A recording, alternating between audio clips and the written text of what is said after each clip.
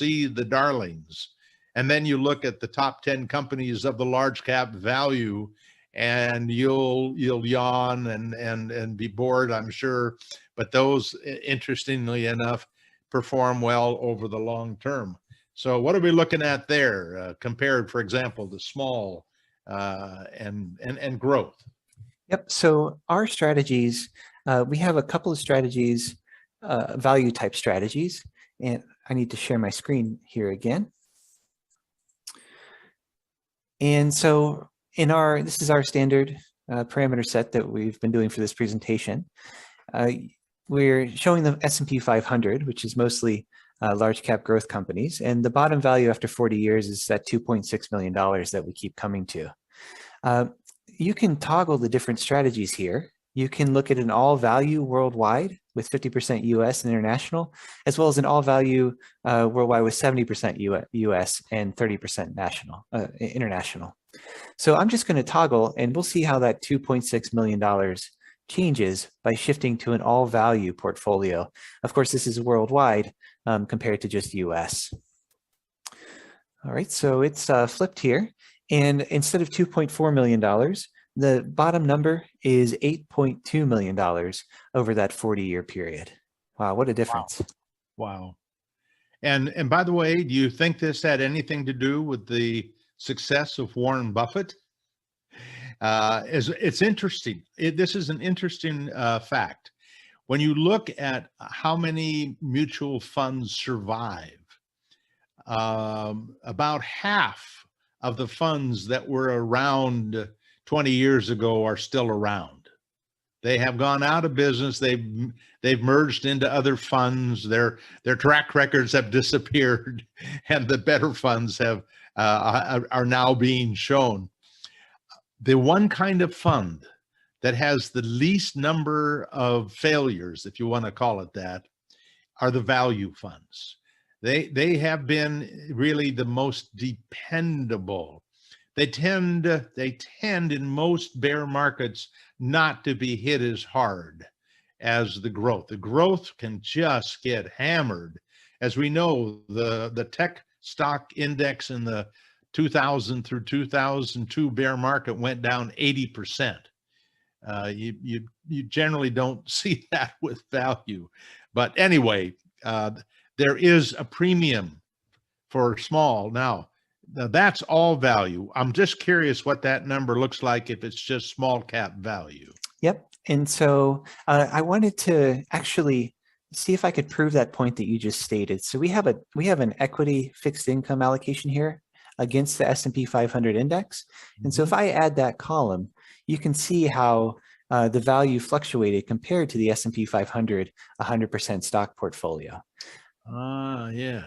So you can do an apples to apples comparison here, row by row, and see, the years where the S&P 500, dropped significantly and value didn't. Yeah. Yeah, that's great. And so now I'll go ahead and shift the strategy from an all value worldwide over to an all small cap value. And we've got two. One is all small cap value worldwide, and the second is all small cap value US.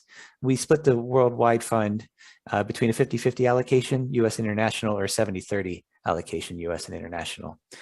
Just that's a little bit of background on the fine-tuning tables. Yeah. But if we compare this against the all small cap value US, small cap value does incredibly. It's the output's $11 million if you were in all small cap value 100% over 40 years.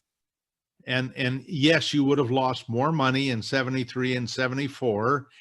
You would have made a lot of money in 1977 while the S&P 500 was down. You would have made money in 2012 when the S&P 500 was down. You would have lost, you would have lost money in 1980, whatever that is, 87, I guess, compared to the S&P. But when I look at the bottom line and I look at the size of the declines, I'm glad that I've got half of my small cap in small cap value. And by the way, in the small cap blend, half of that approximately is small cap value too. So I am personally overweighted to value, both large and small, do have growth as well, but not as much. And sometimes it makes me smile and sometimes it doesn't, but it certainly makes me smile here. Thank you very much for that. Well, I have to say, it doesn't make me smile or frown because I don't look at it. Oh, that's right. That's And right. I think that gets us to the next step, actually. That's right. Don't. Well, here's the decision: time the market or don't time the market. And by the way, buy and hold means you don't time the market. You don't time it because of some moving average. You don't time it because somebody told you that international stocks were better than US stocks.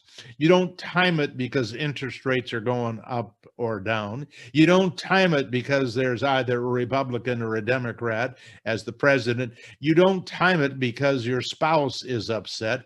You just stay the course. And so many people say, I believe in buy and hold, but they act like timers.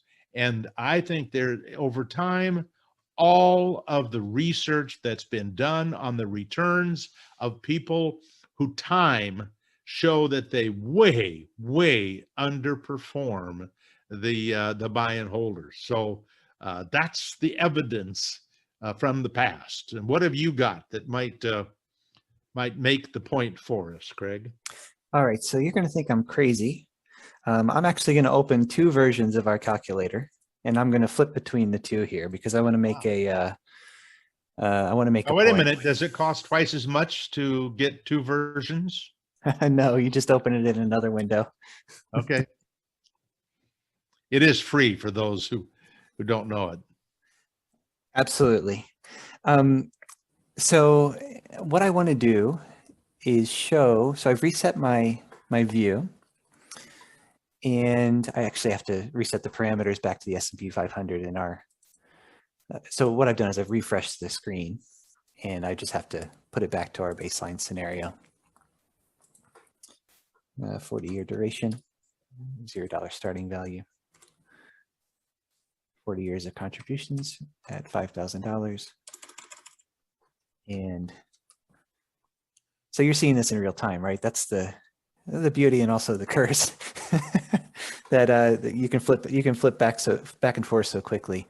But of course you do have to reset it.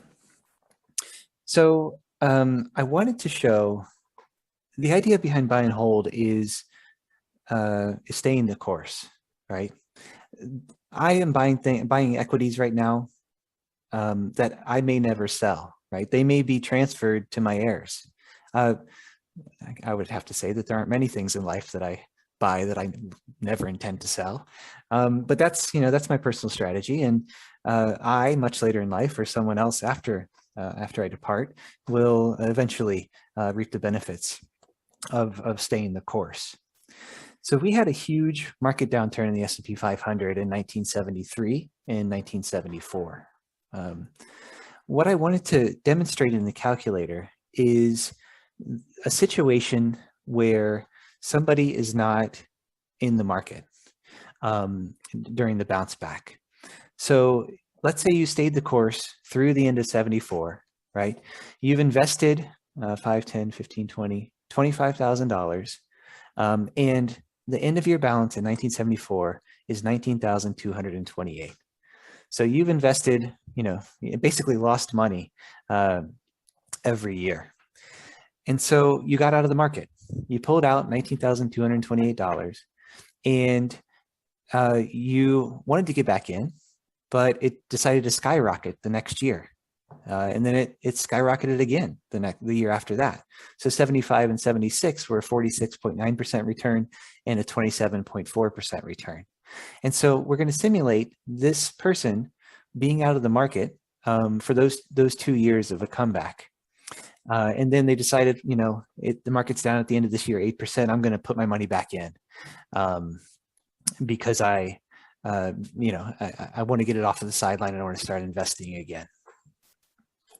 So in order to do this, we've got to kind of write these numbers down. So we're going to start we're withdrawing the end of year balance in 1974, and we're going to pull out $19,228. If we stayed the course after the 40 years, the end balance would be $2.6 million, right? That's the number that we keep coming back to. So I'm going to pull the money out, and I'm going to start putting it back in at the beginning of 1977. To do that, I changed the first sequence year to 1977, okay? And instead of a 40-year duration, right, 7 years fewer, so my duration is actually going to be 30 years, so that I still end in 2009, right? I'm sorry, 33 years. Yep. My contribution period, of course, is 33 years also, $5,000, because I'm still going to put money in. And my starting value is $19,228. But to be exact, I wanted to note that in the other simulation, we were adding an extra $5,000 per year for those years of growth. So I'm going to put $29,000, an extra $10,000 in there, assuming you're still saving that $5,000 per year. So $29,288 is my start value, and that's what goes in on the 1st of January of 1977. And now, I don't want to be bugging you here, but sure. The other thing that somebody is going to say is that during that 3 years, they probably made a little bit of interest because interest rates were relatively high. So should we give them a little credit for that, just to keep the book straight? Yeah, what do you think, 10%? Well, okay, let's do that. All right, so I actually have another calculator here on my computer. This is my computer's calculator. I'm going to do 29,288 times 1.1, right? So to say that they made a 10% return. Okay. Over that period. So 32,216 is our starting value. The pot is right. All right. And so instead of $2.6 million, our bottom number is 2.2. Right? So that's a $400,000 difference about. Yep. And that's just because this person, waited and got out of the market and effectively timed the market incorrectly, selling low and buying high in this case. You Paul, weren't there. No, I wasn't. I was. And let me tell you what happened during that period of time. From 1974 through 1983, the public, they were an on-balance seller of equity positions. They were getting out massively. There was even an article, front page, I think it was U.S. News and World Report, the death of equities. People swore they were never going back in the market again. And they eventually did. And it's also true after the Depression that for decades there were people who never got back into the market because of what happened during the big declines of the late 20s and the 30s. So it is not really cooking the books to say that people were out for 2 years. In fact, I'm sure there were lots of people who were out for a decade after what happened in 73 and 74. So that's great. Thank you on that one, Craig. Now we have, it's an interesting one, dollar cost averaging. This is a hard one to prove. The idea of putting a regular amount of money into an investment every month, regardless of whether it's up or down. And when the values are down, you buy more shares. When the values are up, you buy fewer shares. It's like buy and hold for new money. You're just getting it working. That's the whole idea of the dollar cost averaging. So the question becomes, is that in fact a $1 million decision? Well, I'm going to take it from my viewpoint, the intuitive one, and that is that anything that allows the human to make it a mechanical transaction is likely to produce better rates of return. Keep you from deciding to get out entirely, because what you do is you get in mechanically and you stay in.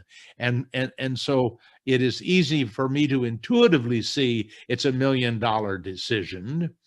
But what do you say from what you see there, Craig? So this one is difficult to prove completely with the calculator.